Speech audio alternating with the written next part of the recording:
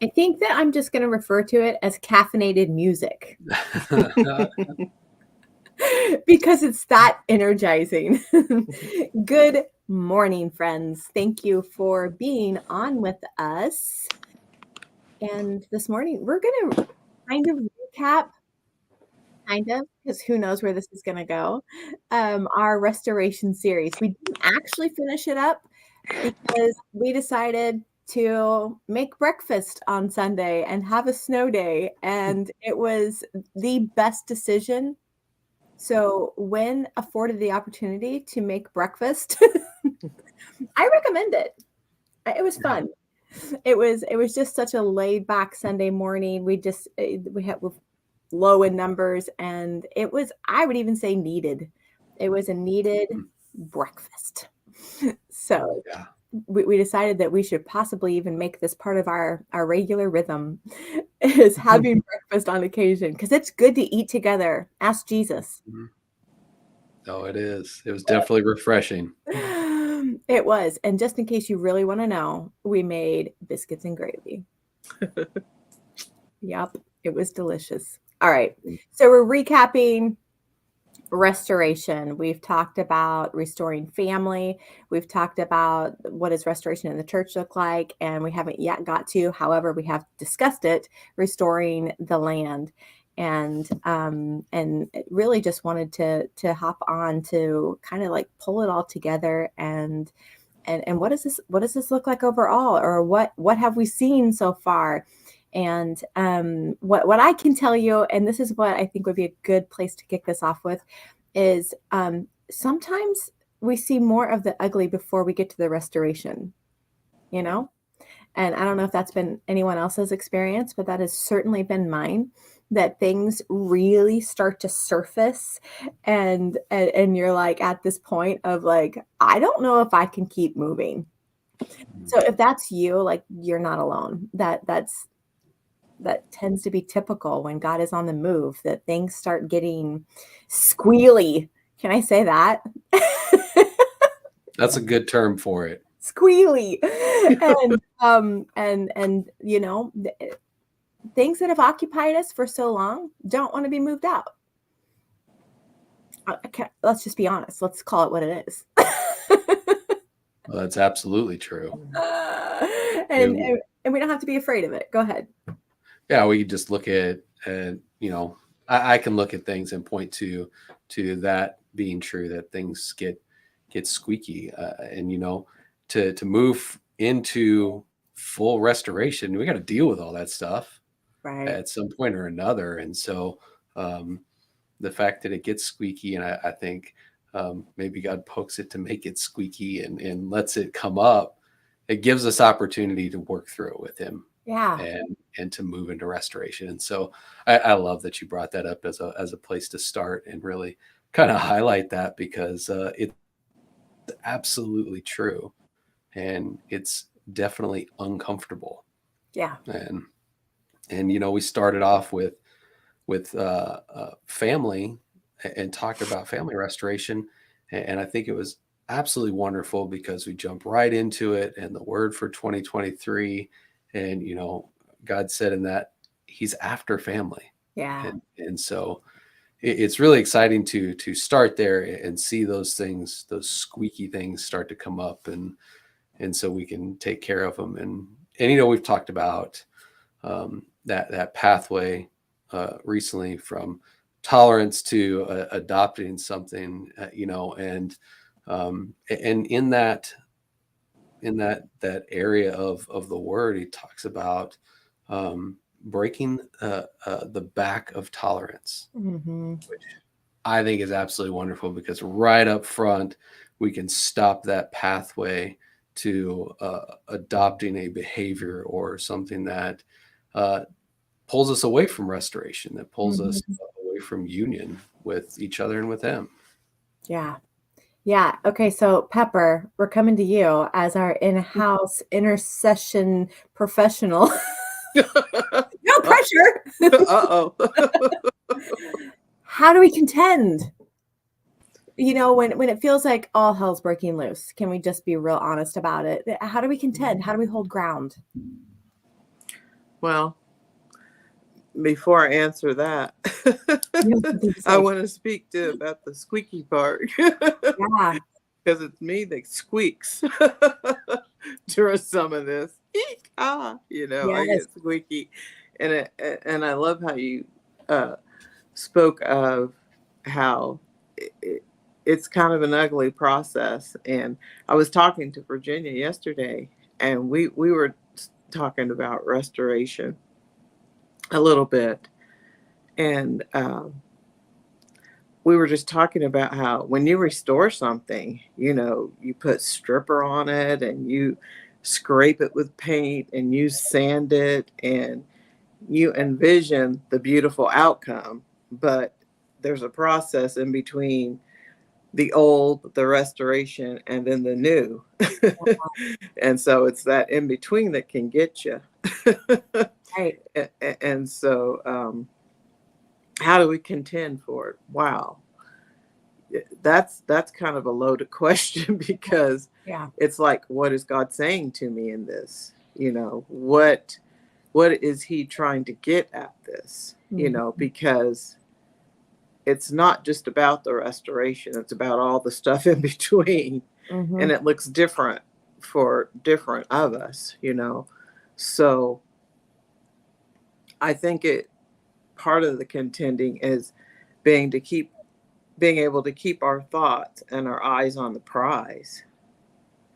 And for me, contending step by step, because sometimes it's just like everything's so convoluted when you try to look at the whole big picture. And so see the vision, but then follow God step by step and just contend for whatever area He has you contending for and hold that ground, because you'll have to keep going back over and over until your enemies get it and your flesh gets it. I'm holding this ground and I'm not moving. you know whether it's whether it's an attitude He's working out in us, or whether He's using somebody else with an attitude to work out things in us. you Mhm. know whatever it is about the flesh, it doesn't learn very easily. So Right. you know you just I have talks with myself and I say, nope, nope, don't think that, don't say that, don't you know just keep everything in the open with you. And Jesus is like, Jesus, is my motive pure here? Is Mhm. whatever it is, just He knows it anyway, so you might as well, you know. And to me, that's part of the process Mhm. of restoration. Yeah, I love that you brought up the restoration process of furniture, because I think that that's just such a good picture for us to look at and realize that you have to survey the piece of furniture thoroughly to bring it into a better state. Hmm. And so if we're talking about God, who has eyes on all things, right? Hmm. He's going to survey thoroughly the ground that is me, to bring me into his desired state.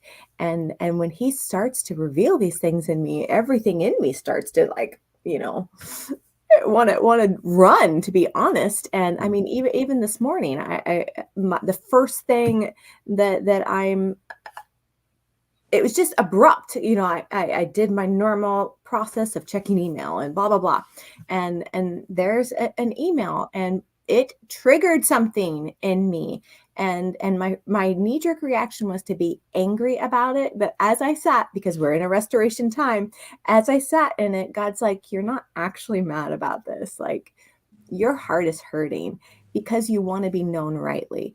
And I thought, I don't, that feels weak to me.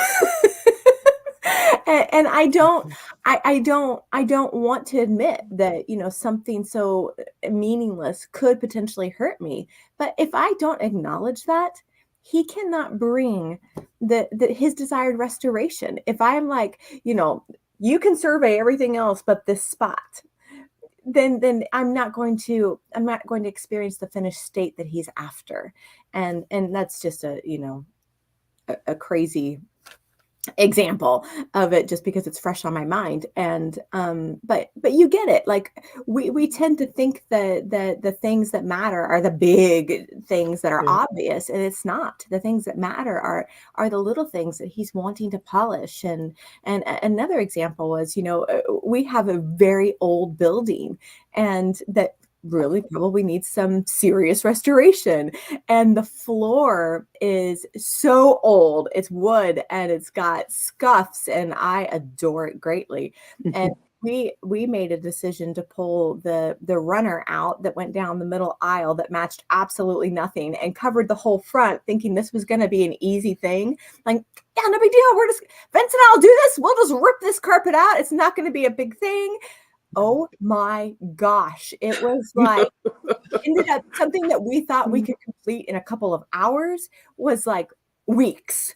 3 Because, weeks. yeah, they had used, I swear to you, an entire 5-gallon bucket of glue At least. at least to hold this carpet in place. And so it required like hands on your knees, scrubbing this stuff off to get it off. And in the middle of it, I'm sitting there like, seriously, you had to be like in little tiny spots at a time just to get all the glue off. And it's a large space to have to spend intricate, detailed time on. But as I did, God was like, this is how I am with you. Wow. I don't look at the entirety of the thing and try to, swallow it whole. I very gently and delicately began to resurface you. And I was just like so taken by that. And that image has stuck with me because that was at the beginning. And it really has just been etched in my memory that's how he comes to work within me, is by taking his soft little rag, and he even sprays the little adhesive remover and just Yeah. it's just how he does. And so, even yesterday on Invictus, I was like, he comes in like a wrecking ball. Yes. And once he's there, it is gentleness is what can be expected, because that's who he is. You can't remove gentle from his nature. Mhm. Yeah, him coming in like the wrecking ball. That's what it certainly feels like to us. But we know that like you're saying, he is in those little details and wanting to restore those little things. And I just think about, what would it do for me to just have him just swallow that all up, like you were talking about, at one time, and not go through the process of working on those little details with him? What do I gain out of that process in this relationship with him? Where does it build us up together? And I think we would be missing something. I think our relationship with him would be lacking a deeper intimacy that he's after, because we know that there is great connection and bond as you sit and for weeks and go over these little areas to remove the adhesive. Mhm. With all the people that came together, there is a bond there that we share in that project. And it's the same way with God and us. He's wanting to partner with us in this and bring about restoration in our lives and family life and in all the things that we've talked about. And so it would be crazy to skip over that and just jump straight to the fullness of it, which he certainly could. Sure. But I know that he loves us too much to skip the details of it. Mhm. And I like to use the analogy, speak to the guys a little bit who may not want to restore furniture, but maybe think about restoring cars. There When you you restore go. an old car, all the little teeny tiny nuts and bolts, if you're doing a full restoration to the original look of the car, those things take time to find the exact nuts and bolts that were used when it first came off of the factory line. And so Yeah. there is a painstaking process there of counting the cost of what's it going to take to do this from acquiring the project to seeing it all the way through. That's good. Say more. I just think that's so good, and I love that you started that with, let me speak to the fellas or guys, whatever you said, because I think that's so often we end up talking about things that are more fluffy because of me, and, because I'm easy, it's like it doesn't take much for me to turn, and but that's not always the case, and I want to stay here for a minute because I think this is really important. That Vince, what's the difference? What does it take to turn a man's heart? Not necessarily versus a woman, but it's different. It's totally different. And we can even see the way that Jesus interacts with people throughout scripture is different. You see the intimate moments between he and women are they're deep, and they are they're intimate, and not so much the case with the men. He's a little more abrupt, and that's hard for me to fathom. It's hard for me to wrap my mind around because clearly I am a woman, and I love the more intimate the moments. I love the stories of the interactions he has with the women, because they are just, there is an emotional depth to them that I can resonate with. However, I know that that's not necessarily how our men are moved. And Pepper, I want you to weigh in too, because you're the mother of sons. And I know that you've said, I think it was the last time we were in Topeka, you were like, no, listen, boys want to be walloped. And that has stuck with me. So go ahead. I think immediately you're talking about the encounters Jesus had with the women and how they were deep encounters. I just think it takes a little bit more to get past the ego of a man. And you can look at the story of Jesus in the restoration of Peter, asking him 3 separate times, do you love me? And at the end of that was an emotional breakthrough. You can just feel the emotions just pouring out of the story when you read it, and just knowing that Peter is at this moment broke open enough to be able to receive that deep connection. And it's a little bit more difficult. It's like you were talking about earlier with the email you received. The initial response is anger, but what is the anger covering up? And this is something, and like I mentioned to you when we were talking about it earlier before we came on, that is something I have seen used to cover up emotions, to cover up a vulnerability that men don't want to be seen. And I saw it many times in my career in the Army, when particularly when there was a death, when somebody died, whether it was what I've seen when people have died in combat, and the difference to people dying in training. I've seen both and been personally affected by both. And so I have watched that play out the exact same in both cases, where people will say, oh, I'm angry about this. This makes me angry. This shouldn't have happened. Okay, what is really going on behind that? Because I know anger is not the emotion that you're feeling towards this.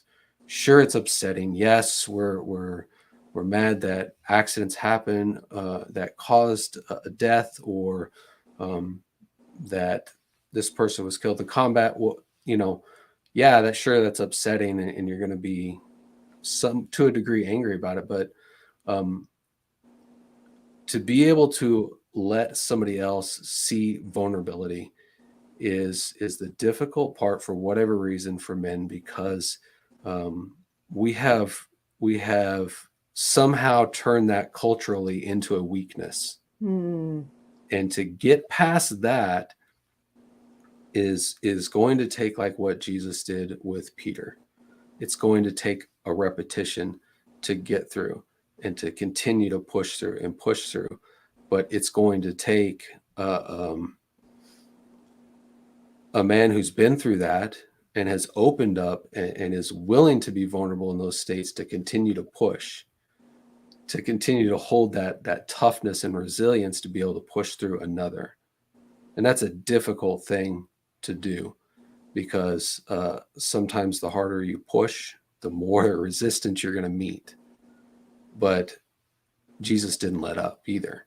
Yeah. He continued to push at Peter with a sharpness that was enough to penetrate through without wounding. Right. Oh, and Right. Jesus came at Peter over and Mhm. over again. He did. I mean, he has like this crazy revelation of, oh my gosh, you're him, right? Mhm. And Jesus commends him. He's like, oh my gosh, you just received revelation from the Father. For me, I can almost feel like Jesus is mind blown. Like, it worked. like there are other people that can receive the revelation of the Father now because I am, right? And then, Peter a moment later is like, I'm not gonna let that happen to you, Jesus. And Jesus is straight up, get thee behind me, Satan. Mm. And I think that, if that were to happen to us, we would crumble. We are not resilient in our faith. We're just not. If Jesus came at us, or honestly, if we came at each other that way, and saying like, get thee behind me, Satan, because you're acting like it, we would crumble. We would be so offended. And I think that, there's a resiliency that needs to, I just know it's going to accompany this restoration process that we're in, to where we're going to be a little bit tougher than we have been. Add to it, Pepper. I was just thinking, I had a couple of interesting thoughts. One of them, Vince gave me a lot of understanding, but I was thinking about how, my boys, I don't know what it is about like a dad, a man, like when Jonathan would come at the boys, it's like, okay, Dad, okay. But then like when I come at them, it's like their feelings are hurt. Cause like, it's like, even now, sometimes if I come at my boys, they're like so offended. And I'm like, you were Marines. They cuss at you, spit at you, Why did this little thing I say? And I think it's because I'm their mom. They expect that soft side, Mm-hmm. But when Vince was talking about, men not being vulnerable, it's like while he was talking, I was seeing a picture that went along with what he was saying, because out of the 12, we only see one disciple, I think, who lays his head on Jesus, out of all those men. And they all loved Jesus. They were all knit to Jesus. But it's interesting how out of the 12, he was the only one. And it was like Peter was jealous for it. But I guess because, like Vince was saying, because of the ego, maybe, I don't know what stopped him, because they all had access to Jesus. So they all could come into that kind of relationship. And it's like Jesus had a different approach with John than he had with Peter. Because remember the scene, and you guys can keep me straight here because I don't remember exactly, but the rumor got started that John would never die. He wouldn't be martyred or whatever. And so they're discussing this, and I can envision, John just leaning on Jesus, and then Jesus coming at Peter, mind your business. Right. Basically saying, what's it to you if he never dies? You just mind your business. So it's like having this intimate moment with John and then letting Peter have it, just right. mind your business. But so yeah, that gave me some more insight. That was really good, Vince. Mm-hmm. And then another thing you said, Vince, about skipping the details, and like as women, Jonathan understands this much better than I do, because if there's a wreck or anything, he deals with all that. So it's like, you know, you'll get a scrape about an inch on your car door, you know, and he'll take it, you know, he'll take it in, and they've got to strip this panel and paint this. Well, can't they just paint over that scrape? You know, $2,000 just women don't get that kind of thing. He's like, no, you can't do it that way. You Yeah. know, but we all know what a house looks like when you just paint over the old paint. You know, from the street, it looks, oh, that's so pretty. And then when you get up and see the details, it's like, oh no, this hasn't been done right. Right. And so you can't skip over the details. So I thought that was so good. Yeah, that is good. Yeah. John's cheering you on in the background. He's like, she's on point. Yeah, it's so good. And I know that this came up during breakfast on Sunday morning, was just this conversation about men. And I know Vince was kind of like probably blindsided by it, because we were like, Vince, answer this question for us. But it was really more like along the lines of, why is it harder for men to engage intimacy with the Father? And I don't know if you have much to say about that, Vince, but we'd love to hear from you. Again, it's just what we have been conditioned by our culture as men to believe about intimacy. That being in an intimate relationship means one thing and one thing only. There's no depth there. And that's one of the things that has to be scraped off, is this belief that intimacy means only one thing.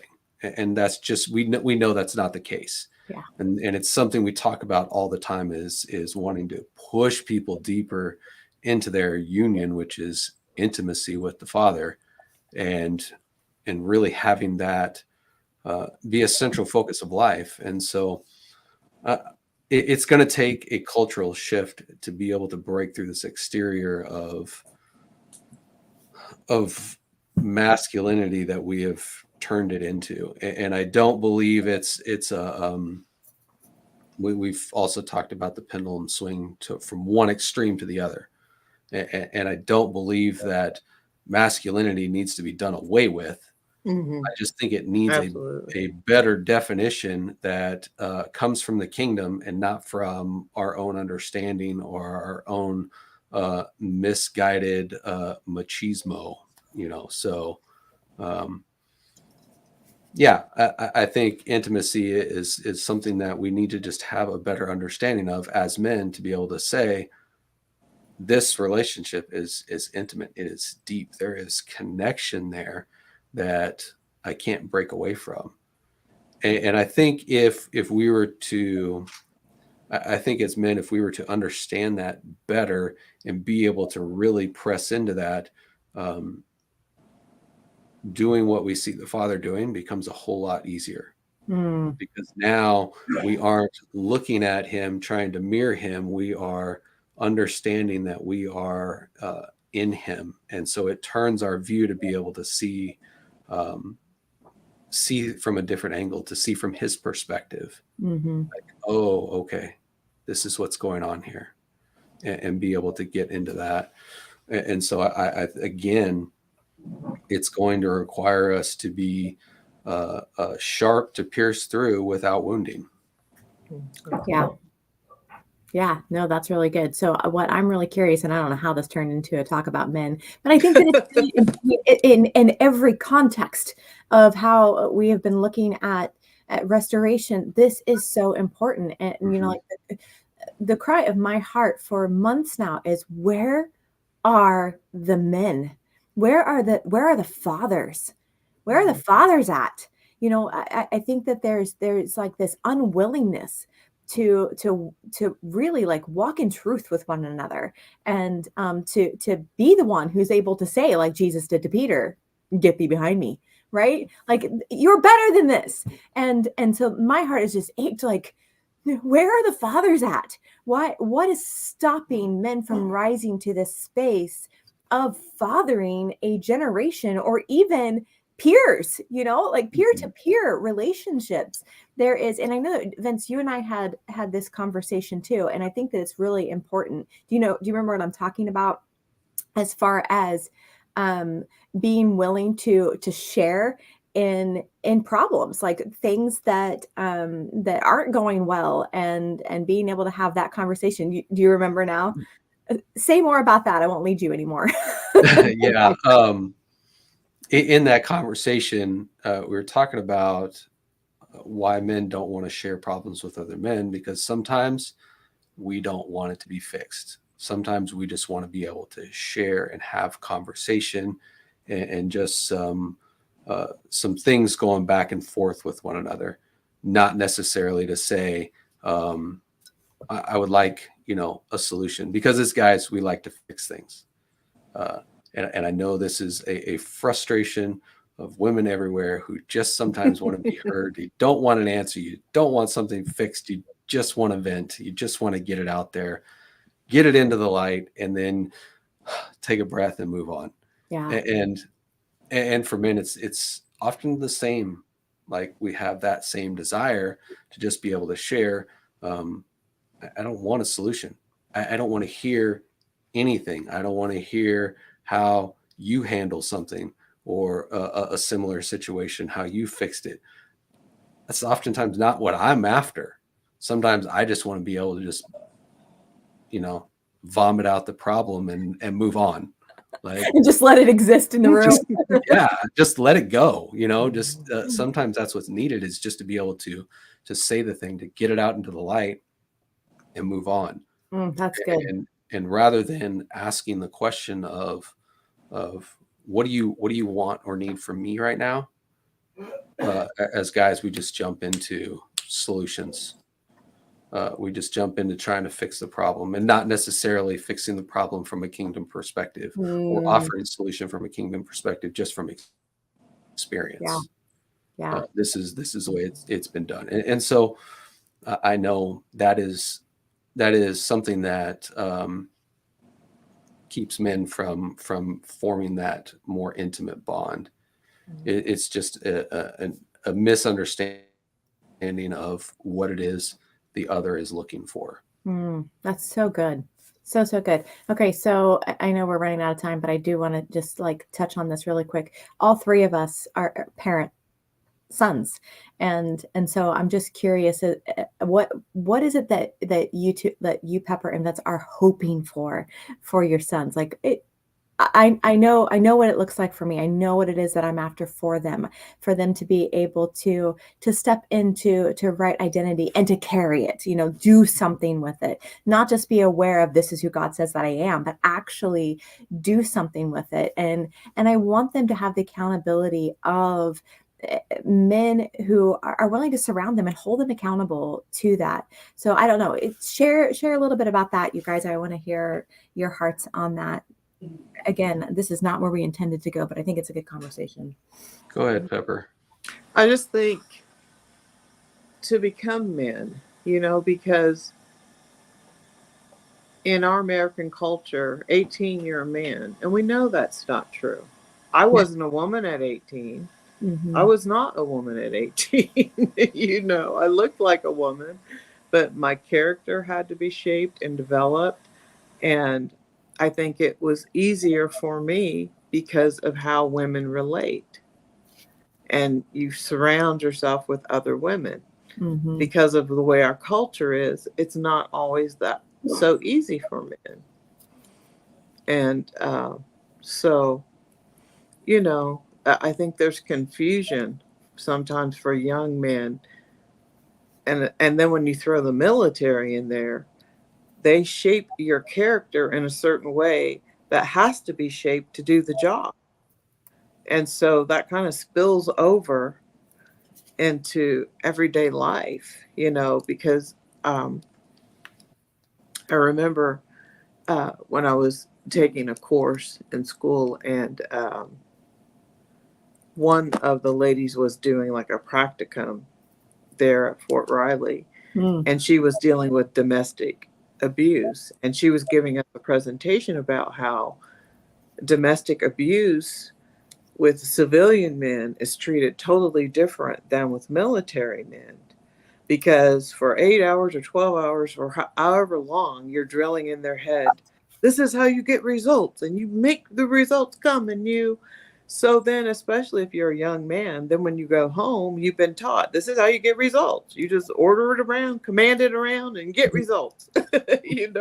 So she was talking about how it's so different because they have a mindset that's been, given to them. So there's so much confusion in society about what it looks like to be a man, how to be a man. So my desire for my boys, I obviously can't tell them how to be a man or teach them how to be one because I'm not one. But I know Jesus can, and he can shape their God character to define them as men the way whatever that looks like should be defined. Yeah. That's good. Vince? Yeah. For me, what I really want him to be able to do is to be really to be open and honest with who he is, the struggles that he's going through, all of those things, to be able to break out of this cultural norm of hiddenness and being masked because I'm going through this thing. I'm struggling with something, but I can't let other people see that I'm struggling because that doesn't fit with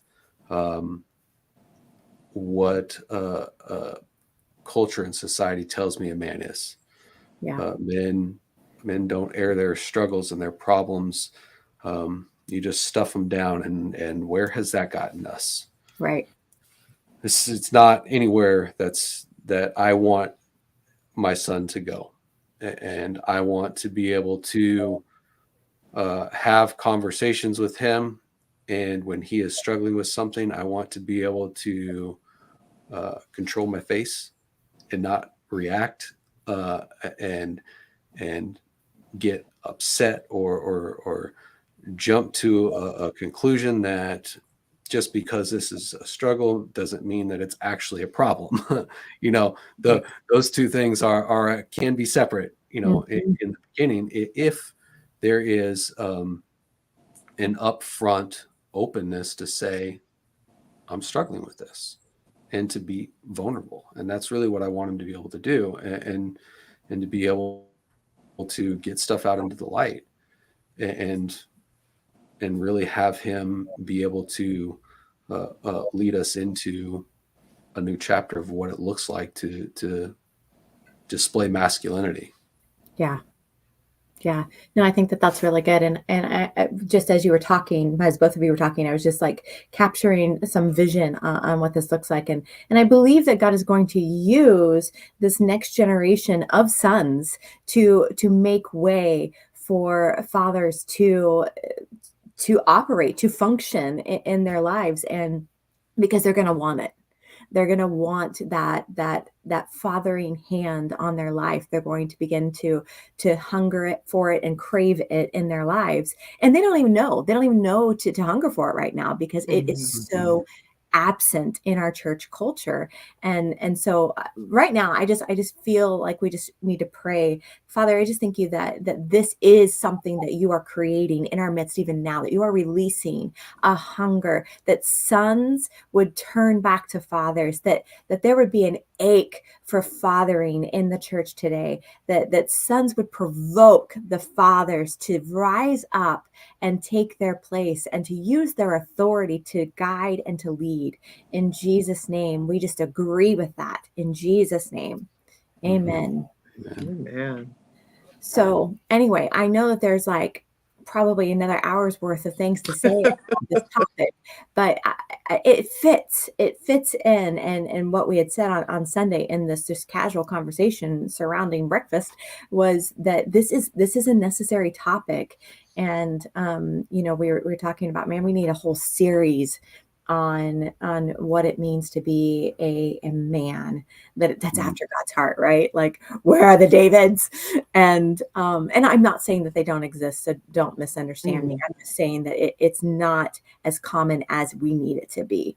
And so anyway, I don't know how we're going to wiggle more of this in, but I'm sure it'll happen because I feel like it's just burning on God's heart that that men would be equipped to run, to be. I mean, to be honest with you, like, I know it's missing. It's missing from my life. Like, there's a fatherhood. So it's not just, fathers to sons, it's fathers to daughters. And we need to see, as women, we need to see what a healthy masculine spiritual father looks like in our lives. It's just it's needed. It's necessary. So any last words, guys? Okay. Then we will just tell you to have a fantastic rest of your Wednesday, and join us on Friday. I'll be on Friday morning at 8 a.m. for Life Up Here. Until then, enjoy life.